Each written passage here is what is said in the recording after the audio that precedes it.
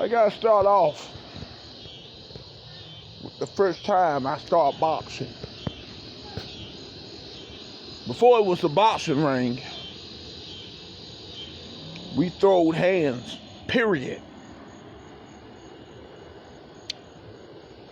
You know, fighting 2016 times, fought everybody.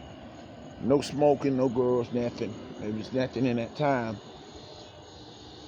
I realized being a fighter took a lot of superior focus. But see, you can't be focused and you can't be a fighter with so many tangibles, I like to say, going through war.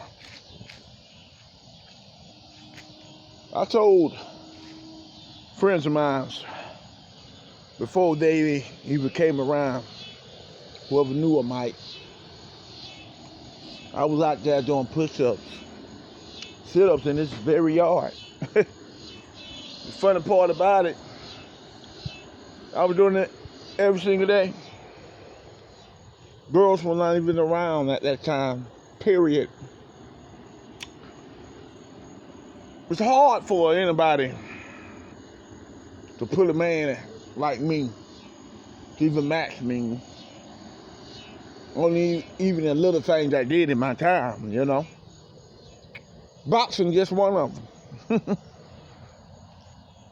Jail is exception, right?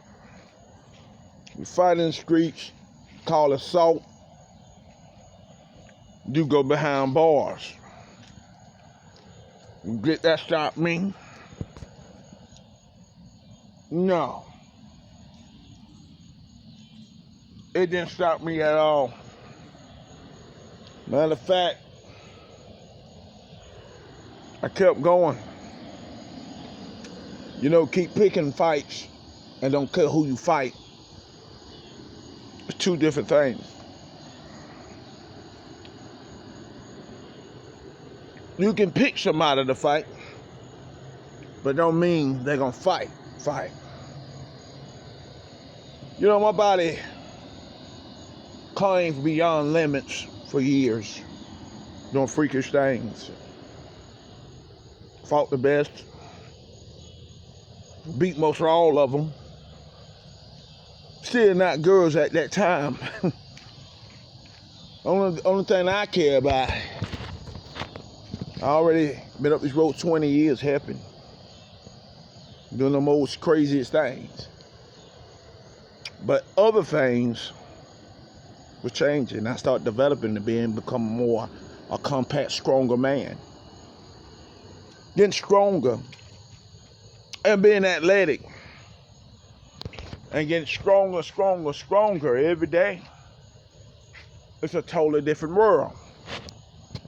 See, you want to be strong, but you got to work to be strong. You want to eat, you got to eat. You want new things, you got to work to get new things.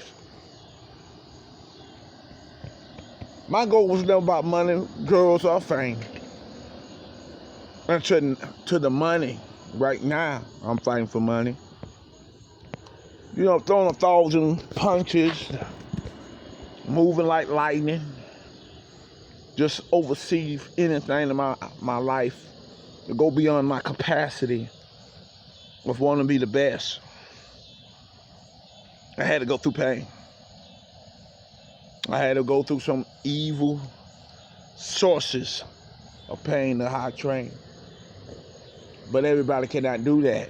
You know, everybody can't live on that harsh level. That level was too devastating. It came for a price. Everything come from a price stand. When you go and look, when it come to Michael Rooks, it was nothing in the world I would love for a fight. I'm so strong now. I'm going to pro boxing. Not too many competition on the market like a Michael Rooks. It'd be hard to say that, because we get in the ring, we know how it's gonna look. I'm a very skillful fighter. I know how to move, I know how to punch, I know how to do many controversial things in that ring. But see, it don't matter what I do. I did it all. I did it from a real way. No smoking, no drinking, no sex. Just a little young dude out here lifting like I got to do tomorrow. More weightlifting and, oh my goodness, and more water. But I knew my tangibles was going to grow because I knew everything in me was built different, see different, feel different, and I fought different. Me going back to the Ali posture is one of the most greatest things I love in this world. I gave that style away years ago because it's so easy to implement. It's so wonderful to have styles that you can implement for so much work, for so many years. A little water, not that much food coming up. Now we, decided to get a little bit something to eat, chunking down, gain a little weight, big dude, big head, big arm, big shoulder. But I can't be on my capacity of one of the greats ever did it. You talking about the realest ever did it. Me and Mike Tyson, how lifestyles is. But Mike Tyson did it 5 years. I'm still doing it now today. It's going to be hard for anyone to go beyond that and some of the capacity where they want to do great. See, being great, it's a lot of pain and suffering, a lot of work, and never give up in motivation. I've seen it in my heart in every dimension. See, dimensions even have so many dynamics in between them. You work on one thing, now you gotta go through another thing. If it ain't your attitude, you gotta work with your fighting. If it ain't your fighting, you gotta work on sacrificing. If it ain't sacrificing, you have to find a way to win, regardless of the situation. Money never made me. I like money, but it's not everything to me. There was no steroids. There was no juicing up.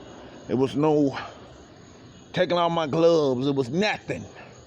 But a man fought. And I'll fight anybody, period. Because I ain't scared of nobody. But intuition of the mind. The mind have traits that even the soul can't even do. If the soul don't want to mend in with the mind, you can't be a great fighter.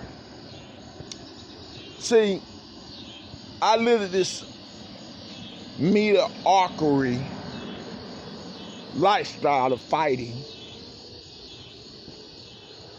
It was great.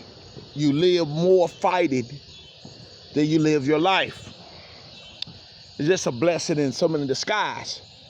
But it depends on what blessing you see it. You see it as a good blessing, or you see it as a joke. Me going through tomorrow training, which my training through with the bad work, I can box. It's gonna be awesome. Bench press, curls, running. I just seen so many great fighters in my time. Grew up like Ali, Ray Robinson, Sugar Ray Leonard. And we seen Floyd Mayweather, Fulton. Guys who really unbeaten Callins, that Bernard Hopkins, so many names. Pernell, Sweet Pete, Willicott, Vangela, Holder, so many. But one thing they all had, they had heart. But did they do it like me? No. None of those fighters did it like me. I sacrificed my whole frame of life for this. Going through pro, getting through process, I began to build more dimensions here instead of here. More dimensions in the mind when you get older. More easier. You can go beyond limits when fight day comes. You want to know why, and you want to know when it came to pass. It came to pass when I started feeling that the age gap. Like my birthday, July 11, coming around. I'll be 37 years old, 36 years old, boxing on a higher pedestal.